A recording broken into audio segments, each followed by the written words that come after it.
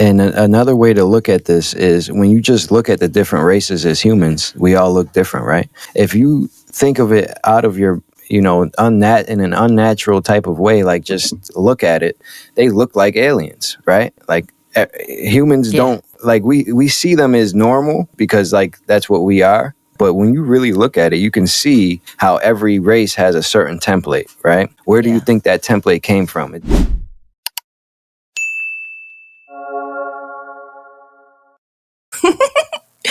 Okay, hi everyone. We're back. It's Shem and Amondi, and it's Awaken to Joy. Welcome. If it's your first time, hi. And if it's not, then welcome back. Today we have the Alchemist369 back again, and we are going to get right into a wonderful conversation as always. So, Andre, how are you? Hey, y'all. I'm well. And I just want to thank you guys for having me on today for another beautiful conversation, for sure. Great. Thanks for coming. We're going to just jump straight into it. You've got this wonderful video, and if anyone hasn't seen it, please circle back to his channel and really just take the time to go through that video. It's about the construct. Where we are is a very important question. It's something I've asked myself as a kid. Geography never really resonated with me, and now I know about the truth of where we are. It answers that as to why it never stuck. So, in your words, how would you explain the construct? Yeah. So I break this construct down and I call it the game of life, right? Because, and I feel like this is one of the most important things for people to know, because when you don't know who you are and you don't know where you are, when you don't know where you are, it's hard to know who you are, right? So in the game of life, in the construct, so the construct, we do live on a flat plane of existence, and there is a firmament above us, right? And now this is only one construct of many. There's an infinite number of these constructs or universes, you can say, on the other side.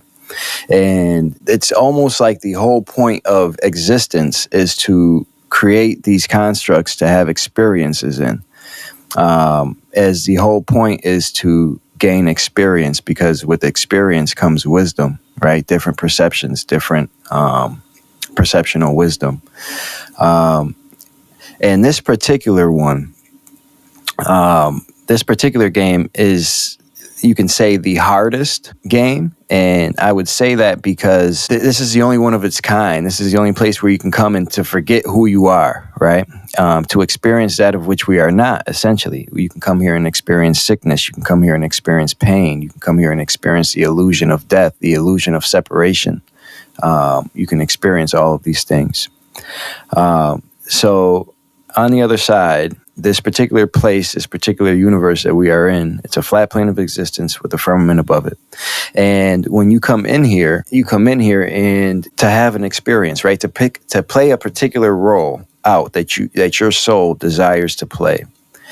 And you do this by, picking, you can pick your parents, you pick out certain templates, and you have a soul theme that you want to experience when you come in here.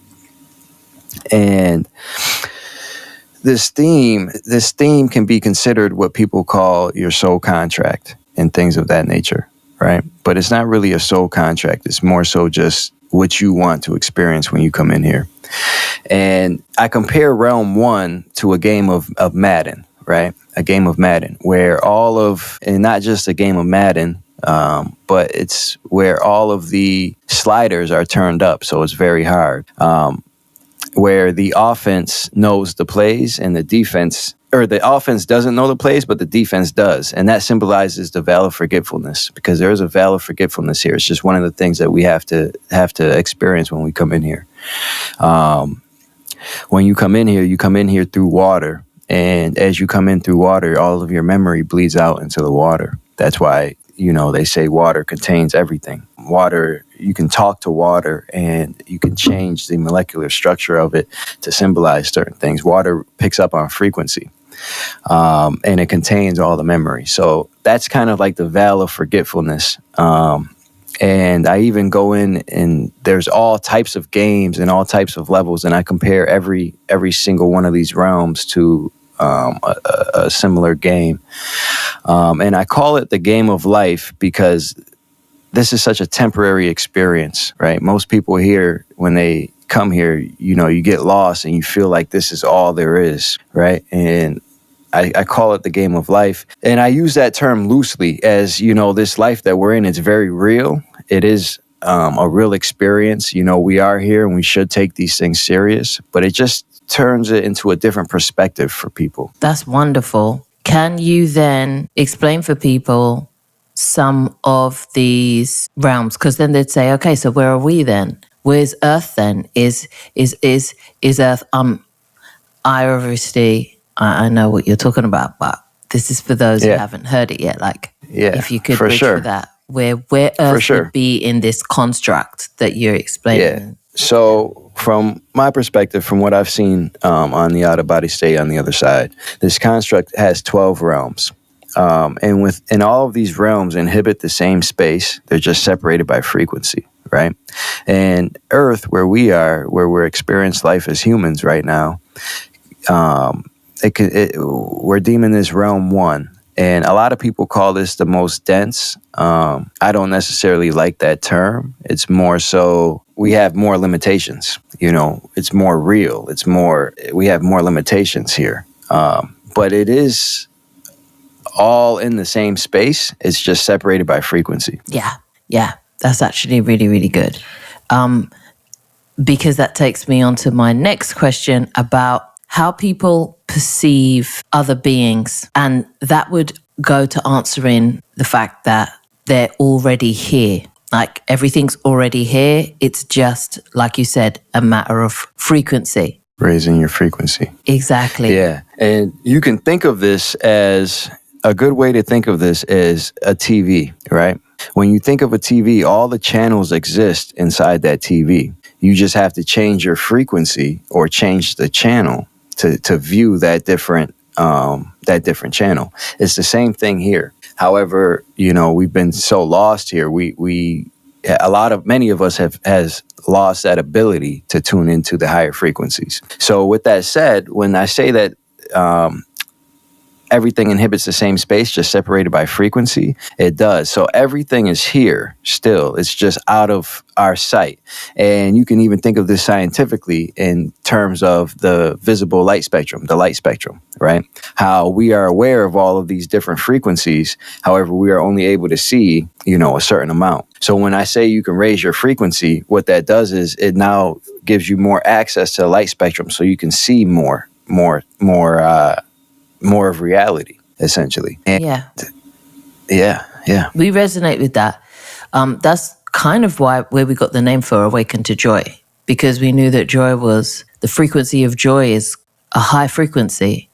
And once you kind of stay in that frequency, you allow yourself to be able to see and experience a lot more of this realm and a lot more of what it has to offer you and the power that you actually have inside of it. Like, your ability to manipulate it as you need to and to move as you need to, or how it was originally meant for you to move in it. Like you said, like, it's as if you get a little bit of the playbook.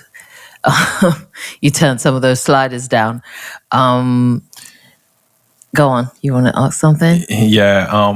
You just mentioned about being on the flat plane of existence. So obviously, that would imply that Earth is not what we think it is, right? So, obviously, everyone has their own theory. There's obviously the truth, the ultimate truth, and then there's, perception and interpretation, and obviously indoctrination as well. Whereas, we are just the continent, we know the ocean, we know, but beyond these, I guess, waters, there's nothing else but just us. I'm guessing you've had the opportunity to see a lot more. Do you have can you give us a bit of a perspective on that? Yeah, for sure. So Earth is not what they tell us it is at all. It is a flat plane of existence. There's a firmament above us. There is something called, the ice wall that encapsulates these 6 continents. And it wasn't always an ice wall either. But now there is an ice wall that encapsulates these 6 continents. And there's many ways to verify this as well. You know, water always finds its level. You can never even recreate anything from the heliocentric model. If you have a ball spinning, you can never put water on a spinning ball, no matter how fast it's spinning, and that water is going to stay there. Even Einstein's theory of gravity, right, where you have a large mass on a blanket, and that large mass in the center of the blanket, what's it going to do? It's going to dip that blanket down, right? What does this large mass represent in Einstein's model? It represents the sun. Now, the theory of the Earth rotating around it comes into play is if a smaller mass is on that same blanket, right?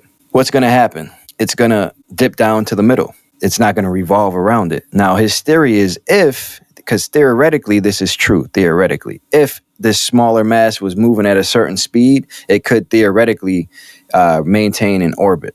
Now, that's the theory. However, it's very hard to even duplicate, replicate, all of that, right? It's quite honest BS, if you ask me. So that's where all of that heliocentric model came into play. And it's all a trap to take you away from that of which you naturally are. It's all in an attempt to hide the truth. Because when you realize the truth, that you are an eternal soul, an eternal being, and you are sovereign, you can no longer play into the control structures here. You know, absolutely. So that leads me to another question, sir. It's okay. To ask it's very juicy. Like. No, it's because when he said about the water taking level, how I received that information was during the end of my pregnancy. I was hearing Archimedes. I was like, what's this Archimedes business? Like, I was getting it as a download. I was like, what is it? And I knew that my daughter is into like ancient Greek. So anything that sounds a little bit Greekish, Romanish, I'm like, let me go and ask her, what is it? And she was like, you mean who? And she explained who he was. But he is also the person who was able to illustrate that when you put something in water, the level of the water rises and falls. So when you see the rising and falling of the water, it needs to be on a straight plane. So when you told me that the Earth, it won't happen on the ball, it has to happen on a plane. That's why we have in the up and down is when something's being taken out or put in to said water. I was like, yeah, that makes more sense to me. Yeah, makes a lot more sense. That's it. That leads me to ask another question. Then what's beneath the Earth? Then if it's flat, then, you know, the obvious question for most of, I would say, the logical-minded people, they will say, yeah, but what's beneath it then? What is it? And if they care to know. If they care to know. Yeah, so I first heard Darius talk about this, and I verified this for myself when I left my body as well. So it looks like this. It looks like a CD. Right? Essentially, the flat plane of existence that we live on here in round 1, specifically Earth, it looks like a CD. And in the center of it would be considered the North Pole, right? And you can even mimic this as well, as if you had a magnet in the center.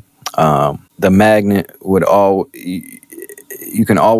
the magnetic north would always point to the center, and anything opposite of the center would be south, right? You can mimic that as well. And underneath there is a core, an energy core. A lot of people use this, consider this the black sun. If you've ever heard of the black sun or something like that, that's what they're talking about, the core, right?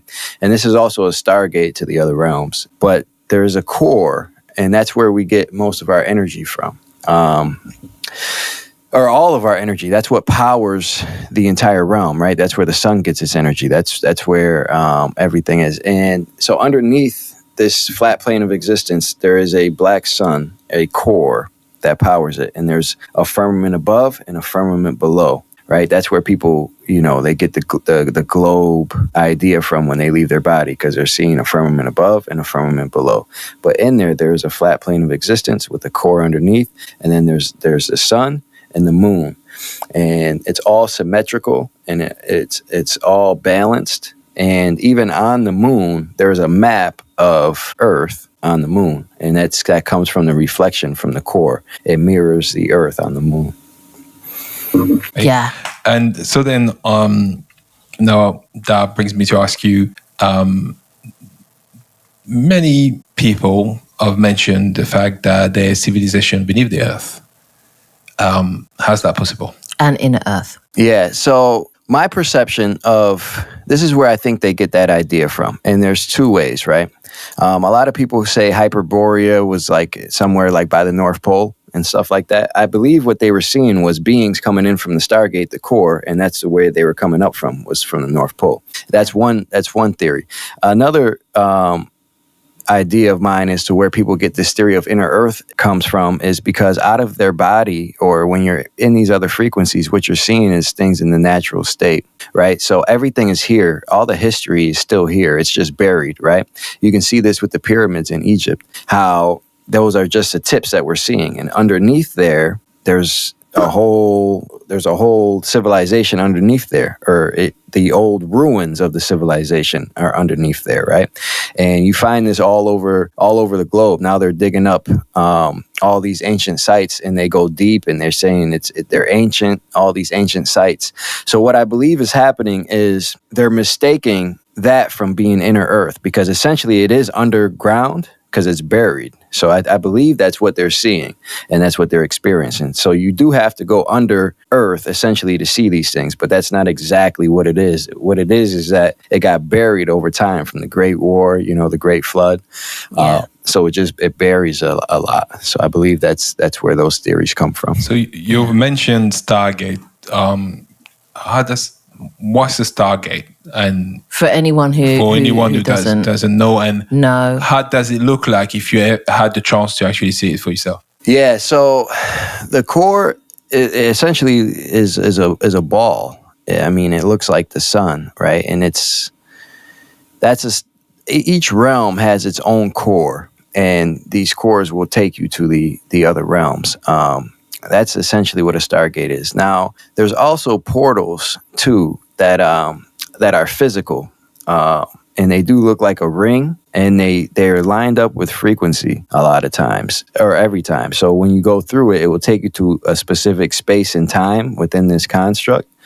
You can see them all over the world, and they're still here. Actually, you can look up pictures of Stargates. Like there's one that I see all the time online in Portugal. There's one there that people have found. There's some in the desert in like Arizona. One was found. They're still here. Everything is still here. Yeah, for sure. I can definitely agree with that. Like, it's so true. And the idea of things being underground, but I think that if you knew the history of the fact that everything was buried at some point, it would seem like it's inner, but that's how deeply things were buried. In the flood. And because I've been to a place between like Hawaii and California that is under the ocean now. And if you went there, you would think, oh, this must be inner Earth. This must be an inner Earth civilization, but it's not that. And it's more like a record for a particular time period. I'm not too sure which time period it is yet, because the terminology that we have here on Earth doesn't exactly line up with like what I've seen. So I'm trying to figure out like which time period that could correlate to that people know here, but it's under like the Pacific Ocean. This is do you know what? Let me tell you why I love these conversations, because not only does it informs other people, but it just lines up so many dots for myself. Like I'm literally out here like, that. I experienced that, but I didn't know, like you, I don't know I don't have a name for everything, and some things predate names, and that's another thing to take into consideration when you're on this journey, that some things predate names. They're just a frequency. They predate language itself. So depending on how far back you're going into it, a name's not the first thing you'll receive about that place. It's not the first. Yeah, and when you're out of your body, you're not thinking, what's the name? What is this? You're just there, and you see it. Yeah. So I can definitely see about that. I've been given some informations about these part of the world in the Pacific. A lot of certain ancient civilizations and where people think it is. Now, that's my perception of it. I think happened there, as well as, or actually, that was the original place where it started, and there's obviously debating if that happened in the ancient Mesopotamia. I think you say it's Mesopotamia. Is that what it is? Mesopotamia. Yeah. There we go. And other people saying, okay, the Americas as well. So it's clear that there is still a lot of things to discover when it comes to where these things actually happen. On Earth, to speak. A lot of things are the ocean for sure. That's wonderful. Talking about ocean, water now, the ice melting, global warming and that, what people are trying to, right now push forward. Now, people are say that because a lot of the memory is in water, the ice, part of the ice melting is going to release a lot of, memories for people from, things people begin to remember. Do you think this is actually part of the truth or part of what's going on right now? Because a lot of people remember past lives and stuff like that. They don't necessarily experience OBEs, but they remember, stack of fragmentation of the experienced time life on this earth or other, alternate realities. Yes, for sure. And about the ice melting. So say I had an ice here, or an ice ball in this cup of water, and the ice were to melt, the water bottle would not overflow. You know what I mean? So that's that theory of the earth is going to flood from global warming, that's false too. I am literally laughing now. My son got so pissed the other day because he was like, "Mum, this is so cap." And he literally pulled up a bottle and was like, "If I put ice in this right now, how many times have I just left ice in my water bottle? I have not come back to it being overflowed everywhere." Yeah. Make this make sense to me. I said, I won't make it make sense because it don't make no sense. Yeah. And that's why I'm a fan of if it looks like a duck and quacks like a duck, it's a duck, right? So don't let these people tell you anything different, right? Think for yourself, see for yourself, right? And as you see something, if it makes sense to you and you see it for what it is without a backstory to tell you, that's the truth, for sure. And about memories coming back. So what I have seen regarding this is there's a number of things at play. Everything in this construct is based off of numbers, frequency, and energy, and it's a program. That's also why I call it the game of life. There's set rules that play out here. There's set things that play out here. And everything, and this goes into even how the stars in the sky, everything is in alignment. It's a clock for us, basically. The night sky is basically a clock. It's our calendar. It's everything. So with that said, there's a template. There's certain rules that play out here. There is a program to this place, right? And part of that program is this is going to end, right? And when I say it's going to end, this game that we're playing is going to end. Our existence is not going to end. You're not going to end. This construct isn't going to end, but this particular human game that we're playing now with these control structures will end, right? And part of that is the electromagnetic field is changing because there is an electromagnetic field. It can be considered like the firmament, essentially. Is this electromagnetic field that separates the frequency, right? That's how the frequency is separated, essentially. That's changing. There is a blending of the realms that's happening, that's taking place as well. That's where a lot of the orbs in the sky, what you are actually seeing is some of these original beings being materialized here in this realm. So you're seeing the blending of the realms. And with the ice melting, since water does contain all memory, I mean, what is that goes without say, right? So as the ice melts, more memory does come into this place, and it's more accessible. I wouldn't say it's coming in because it's always been here. It's just more accessible. Yeah. Do you Absolutely. think because obviously if you still on the old paradigm where Earth is round and you've got North Pole, South Pole, and this magnetic field around the planet shift, because they actually mention it, even with the I would say the current belief, but then it's changing rapidly now. People are starting questioning, and they say obviously this will create sort of like apocalypse like states over the Earth if if there's a shift in the magnetic field. But obviously, as you explained, the Earth is flat and it's a bit different now, because obviously if that was to happen, Catastrophe wouldn't follow this shift, magnetic field shift anyway, because this wasn't really reassuring for people, because people were a bit worried. Say, hang on a minute, if every 100,000 years there's an actual magnetic field, because this is how they sell you the concept of the dinosaurs at some point disappeared because this might have been the case, and the volcano erupted as a result and the ashes covered the whole entire Earth, and that's how they disappeared. So could you probably reassure a lot of people about this shift happening, that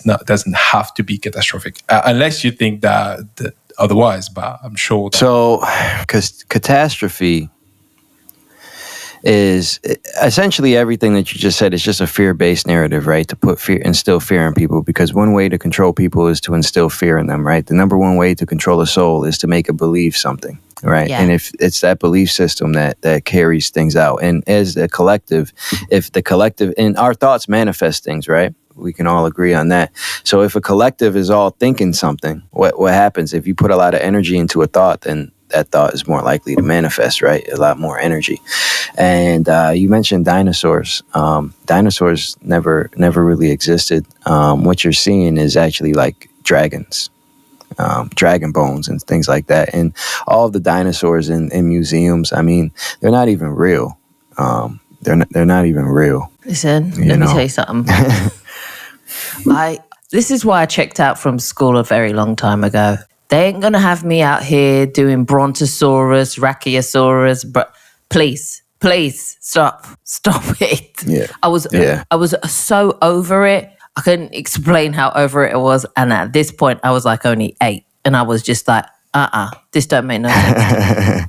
Yeah. It don't make no sense. You know what did it for me was in the Bible, how one question that I always had, because I grew up, I was baptized as a kid and things. One thing that didn't make sense to me, even in their story, their narrative was, okay, if God made the earth in 7 days and then he made man in those 7 days, what about the dinosaurs, right? Where do they line in, right? So there's holes in stories everywhere. Yeah. And to help wake people up to the fact that, Earth is flat, right? This is what did it for me. Look at the pictures. Look at the photos of the planets. You'll see that they are all edited, that none of them are real. And then if you Google images of satellites in space, for example, you will never see a photo of a real satellite in space. And that should be strange to you. And that should raise a question to you, because if these satellites in space is how we're navigating, and they're so powerful that they can see Earth from space, why can't they see another satellite? Another thing is, why would NASA not put more focus into capturing the images on the moon? NASA came to my job to talk about the Artemis 1 mission, where they went to the moon, or went around, and they said, how are we going to capture this? This is exact words from their mouth. They said, how can we capture this? We know, we'll just slap a GoPro on there to get images. Now, if you were going to the moon, which is supposed to be one of the greatest feats in mankind's history, and you have some of the best engineers ever working on this project, why would you not engineer something to capture this footage clearly and concise? Why would you not do that?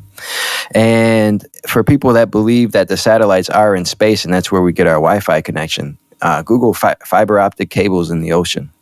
This information's out there. That's how these continents are connected. Fiber optic cables in the ocean.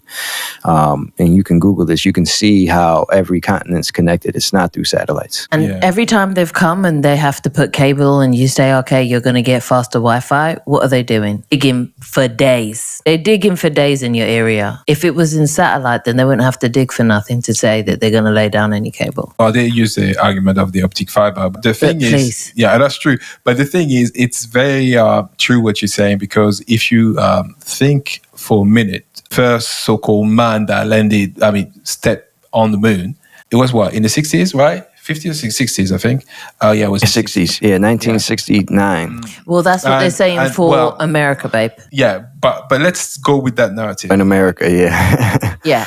Okay, so someone was actually busy filming as well. Do you know what it took to get a big-ass camera plus power? Yeah. Because we didn't have lithium batteries. Or how do We you didn't plug have the thing? GoPros either. But also, it's the size of these cameras. Have you seen the size of these cameras? Yeah. So you mean to tell me they were that thoughtful and they had these... Where's the crew to film this so-called expedition? Yeah. So come on now. I mean, there's so many holes. And even in their story, right, when they say Neil Armstrong was the first man to walk on the moon, somebody filmed that. So obviously he wasn't the first one to walk on the moon, because whoever set the camera up would have been. So that's a lie right there. They had a big car on the moon. How the hell did the car get there in the size of the spaceship? And there's even broadcasts. I've seen broadcasts of supposedly space and the stars from like the 60s. They just look so fake. Like now when you look at it and you look back, like it's fake. It's all fake. And how did they? And then for a long time, they were saying that they can't even get back to the moon because they lost the technology. They no longer have the technology to get back to the moon. And there's so many holes in that. Yeah. And besides, to be an astronaut, I mean, do you know what program you have to literally go through? Well, based on what they say, if you want to become an astronaut, it's not a simple affair. It's a big deal. Like you've got to really prepare and etc. So I'm thinking about the camera crew, like the people that actually have to film all this expedition, are the astronaut. Yeah. I'm just saying. I mean, you're supposed to be in a sterile environment. How'd that happen? Anyway, I'm just right. Just think, guys. Just use your brain and think logically, Yeah. Just say, if I had to do it, how would I do it? And then be like, oh, that can't be done right. Like, it can't be done like that. Yeah. It's not exactly. It's not beyond our senses. Like, don't have them out here thinking that you need licenses behind your name, letters behind your name to actually get to these conclusions. This is not a matter of education/training. This is just a matter of you seeing and saying, just like a 5-year-old would. Like if a 5-year-old said to you, oh, you're pregnant. That's why they say that, because it's obvious. You 7 months out here. Like...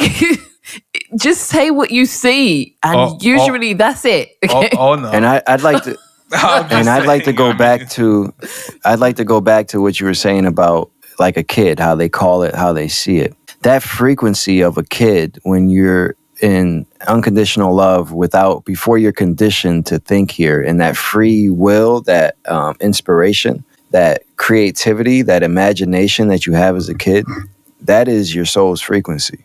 That is the frequency of the other side, Absolutely. For sure. Absolutely. And I want to get back on the word you used, like apocalypse. And I know why you did it. And this is how you stay in it. Because he deliberately said those things in those ways and put the question as he did to you about the apocalypse, because he knows that this is the mindset that a lot of people still hold. And it's also the block that's stopping them from actually finding out the truth that they're actually trying to seek. So as they're asking themselves the questions about the truth, all of these programmings are coming back and scaring them from wanting to even find out the answers. Because to them, that would mean the end, catastrophe, apocalypse. However, the word apocalypse, even though it's been taught to us in a way that we think we know what the meaning is, and so many words have, and like I said, once we get our stuff up and running, we will have lots of workshops about that, like just dissecting the language, because a lot of it's been veiled. Even language in itself was part of the distortion. It's a distortion mechanism in itself. Language is primitive. Language is primitive. It literally is. It is. It's like the first. It's the first layer of distortion between us. But apocalypse, the word apocalypse. And if you think about this, what does language do? Language creates separation, because if we're all connected and everything's frequency and energy, I can tap into your frequency and energy and know and tap into your field and know what's going on. But if your first thought is to communicate via language, you're now shutting that natural ability off. Your dormant ability is now shut off, because now you have to, you believe that you have to communicate via language rather than just tapping into your feeling and connecting. That is so true. And I think that now as I move through my journey, I realize why there's certain things in my life came up the way they needed to. Because when I met him, we didn't speak the same language. And I mean, bless it, my French was as good as his English. And it was just like, okay, this is going to be we're going to feel into this date. We're going to just feel into the date and just see where it goes. But look, now we're still together. Like, hey. It was all right. It worked out. It worked out fine. Yeah, it worked out fine for the best. But the word apocalypse, people, okay? And I know they want you to think that it's like, oh my God, zombie apocalypse. Okay, calm down. It means unveiling. Originally, when it was made, it means unveiling. And, you spoke of the fact that the realms are going to be revealing themselves. That's the point. An apocalypse will come, yes, but not the apocalypse that you've been told what apocalypse is. The true apocalypse, which is revelation of truth, which is dismantling of illusions. So don't worry about it.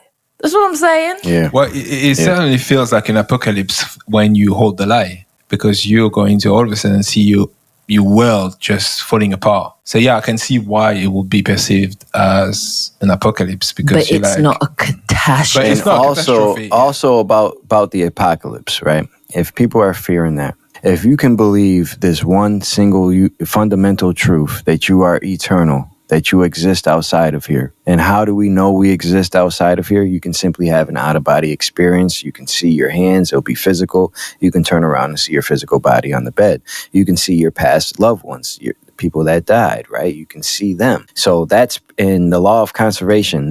No energy cannot be created nor destroyed, right? That's a fundamental law of the universe. You exist outside of here. So nothing will ever end. You will never end. There is no end to you, and there is no beginning. We have always been here. We have always existed, So in that sense alone, there is nothing to fear, Nothing ever really dies. To conclude a little bit about the construct, it's been mentioned a couple of times. There's been, I guess, how can I call this? A reversing of the realms. What do you think of this? Yeah, so I have. Session? So that's one way that it has been explained, and messages have came through from the other side. Is it's like a reverse, right? Like, because you can think of it, right? All the realms basically happen in sequential order, right? So realm 12, realm 11, realm 10, all the way down to 1, right? And what happened in each realm? You got more distortions, more layers, more limitations. It took you further and further away from the state of that we naturally are, which is our soul, our ultimate authority, right? Each layer takes you farther and farther away from that. Now, this is where that theory of them being reversed comes in. So now we're here, right? So how do you get back to your natural state? Now you have to go here, and then here, and then here, and then here, right? And then you'll be in your natural state. So that's one way that message has been conveyed from the other side to here, for sure. Yeah, absolutely. And for those who want to hear it, for those who are ready to hear it, I'm sure that you can go into much detail for them on your website, which we will be sharing with everybody, because there's so much more insight that you'll have to share on your platform that you're building right now. So that's going to be great for people.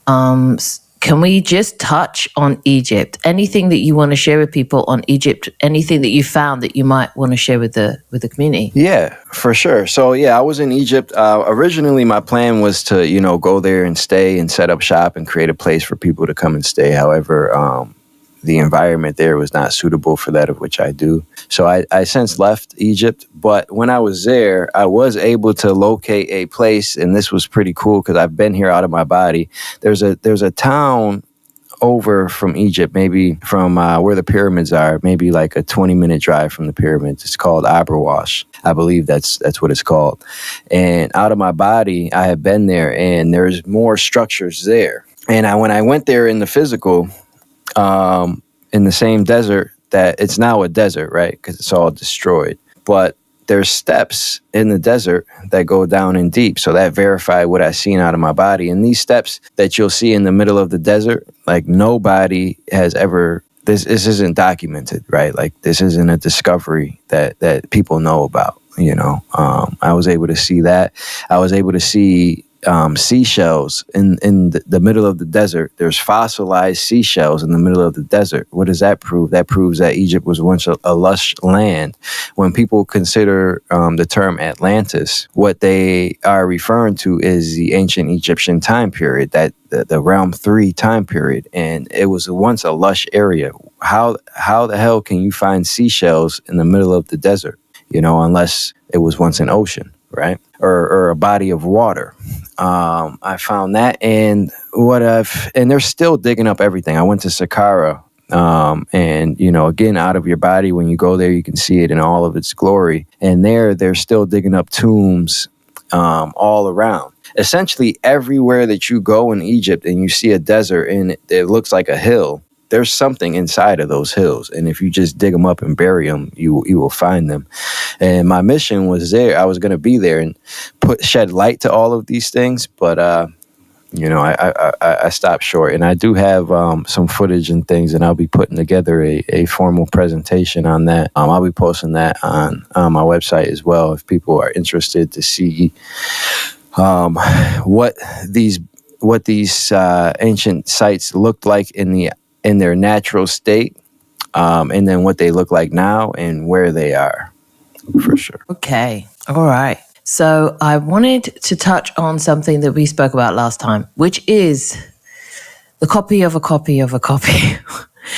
When we danced around that idea for people were like, hang on, hold the phone. What are you talking about? Get into it. So we're going to touch on that. That will also be something that will be on both of our websites eventually. We'll go into detail with, but up to now, what can we say about it without dancing too much around it? So when people say copy of a copy of a copy, I can put it like this. The natural body is the physical manifestation of the soul, right?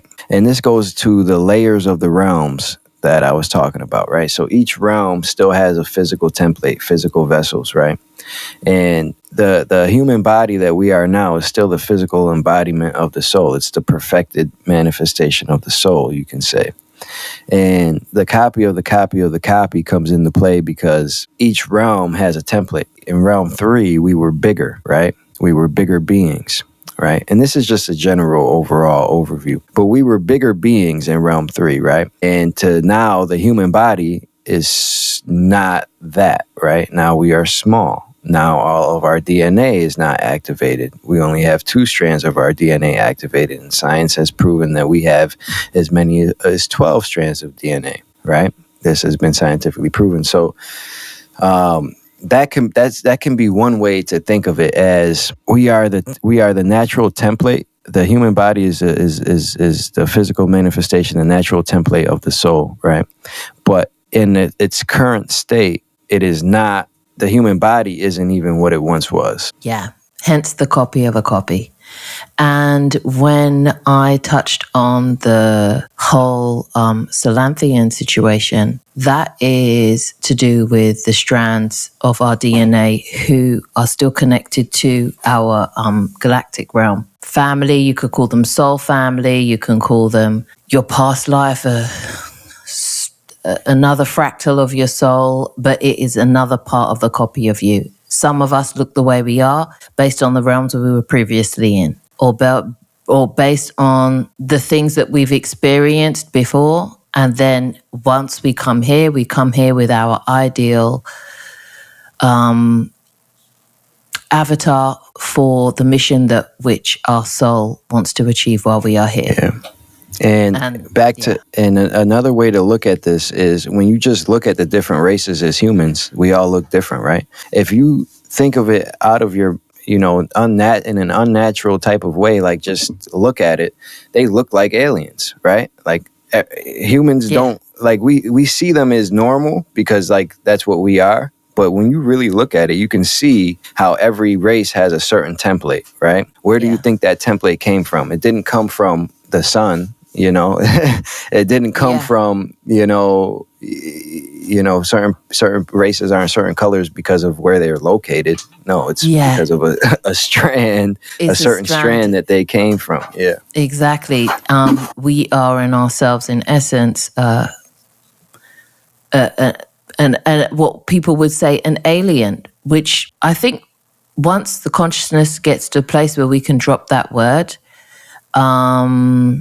we'll just realize it's just something that's unknown to us right now. But once we get to know what it is, it's just a heritage thing. Once you start seeing and looking into our DNA strands that have been deactivated, or they say have been deactivated over the years, we'll see where all of our attributes come from. Certain attributes come from certain lineages. So I like to base these things up with scientific evidence for people, because a lot of humans here, they need scientific proof, right?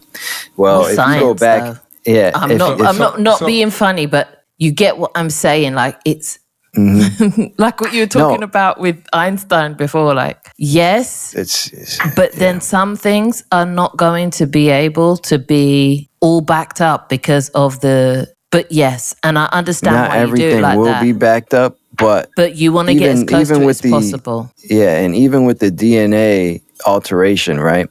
Science says at one point in time, if you go back, there was our DNA was manipulated. It was changed, right? Yeah. That's one way to look at it, but it's not exactly that. It's more so that's how the copy of the copy of the copy, that's when that came into play. You can trace that back linearly. Yeah. So according to you then, why we've changed so much? What happened for us to be so small, much lower life expectancy? Obviously that's changed as well. We used to, unlike what history is trying to teach you, we used to live for much longer. What happened? Yeah. So a lot of that, there's an attack on the body and an attack on the mind, right? There's many ways, many things that did this, right? One of them is mentally, even. When you mentally believe that you're supposed to age and grow up, right? That belief alone ages you. That's one way. Another way is they chop down all of the large trees, right? If you look at mesas and, any flat plateau, if you literally look at it, it literally looks like a cut down tree, because that's what it is, right? So that changed the CO2 levels in the air, the oxygen levels, that changed everything. So naturally the human body no longer has what it needs to be that big here. The food attacks the body, right? The food here is genetically modified. A lot of it is not natural.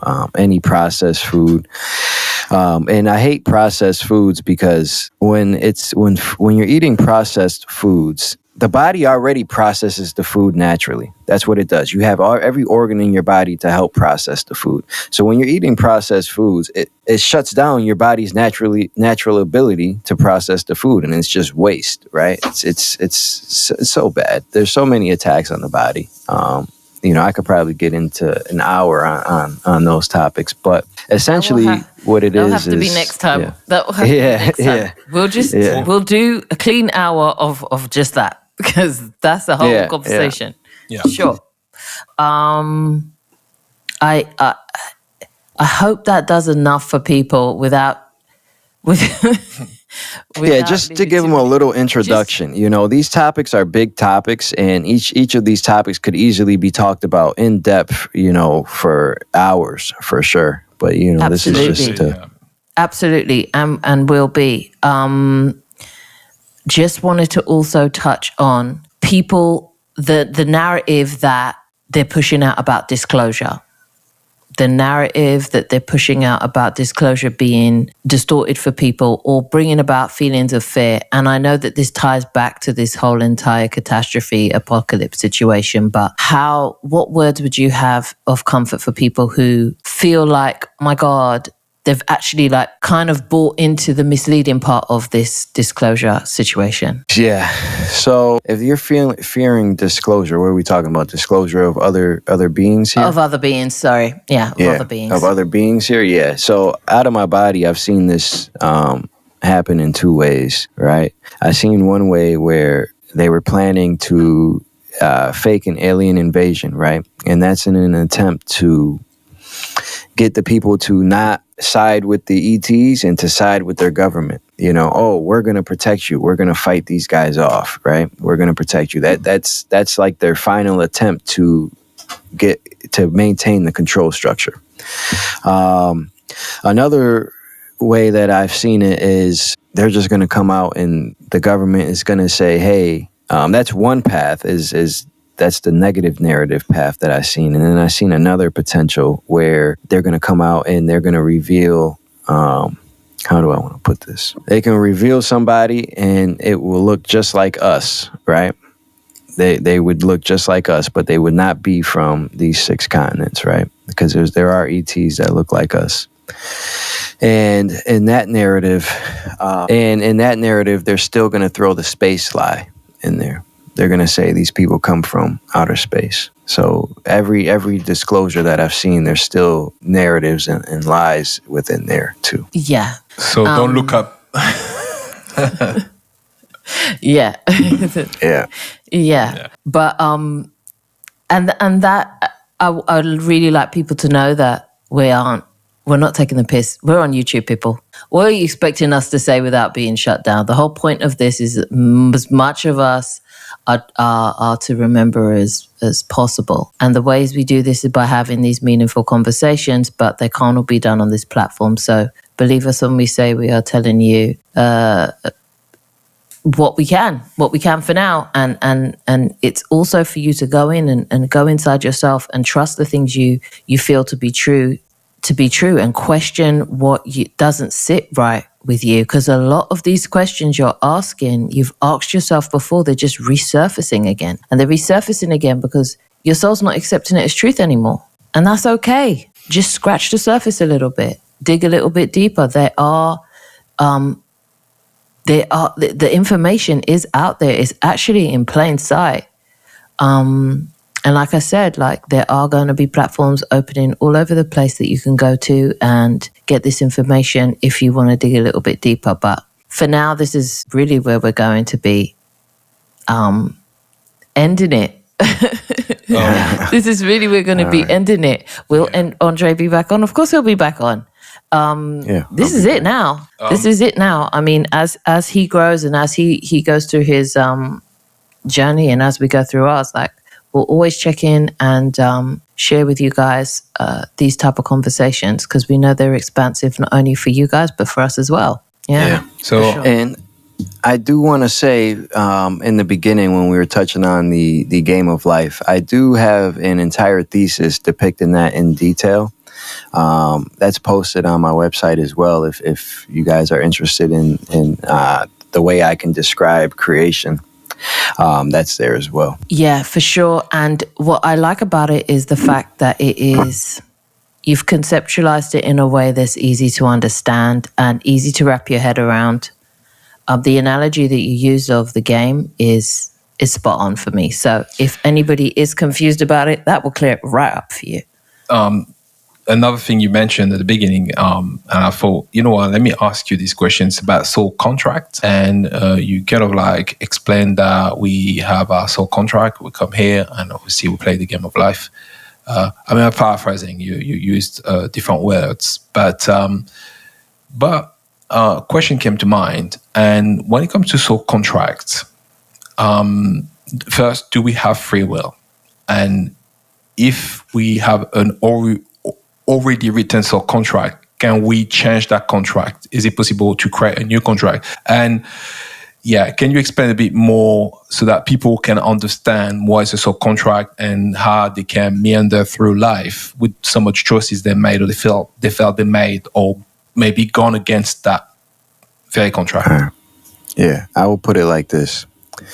There are fixed time events that are supposed to happen, right? And these fixed time events line up to your overall theme of your life, or your soul contract, or your purpose here, or the particular theme that you wanted to experience.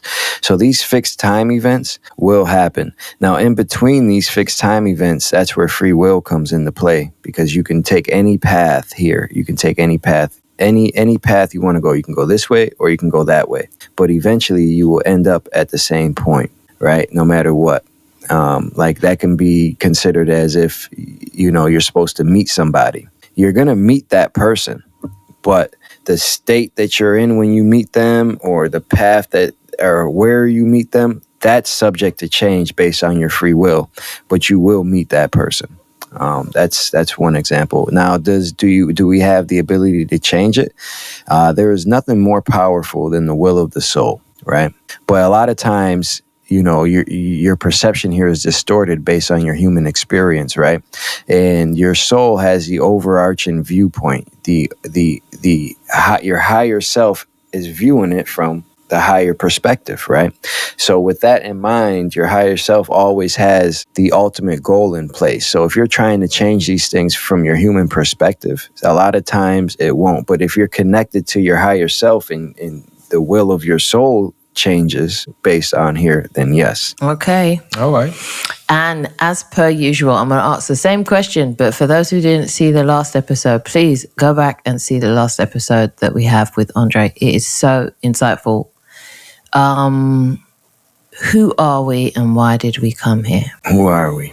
We are eternal beings. We are the fractal of the whole. We are source in essence, right? And why did we come here? We came here for the experience, right? To experience the soul with limitations. Because when you are an ultimate God, an ultimate authority, when you have all the power in the universe that you can ever think of, to truly appreciate that, you have to experience what it's like to not be that, right? Like to experience a sunny day, you first have to experience a rainy day, right? To truly appreciate the sun, you must experience what it's like to not have it.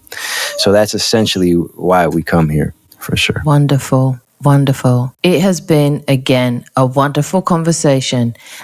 We can continue this on for hours, but life is lifing, and we and you all have work to do. So with that, we will leave you for this time. You are more than welcome back onto the show for us to have more of these conversations, and we thank you for coming. Thank you. Yeah, for sure. Thank you guys for having me so much. I truly appreciate you too, and I appreciate your journeys as well. For sure. Great. Everybody, that has been the Alchemist369. Please check out his website, alchemist369.com, where you'll find all of his information, all of his works that he does, and everything special. If you want to reach out to him, that's where to do it. And until next time, ciao.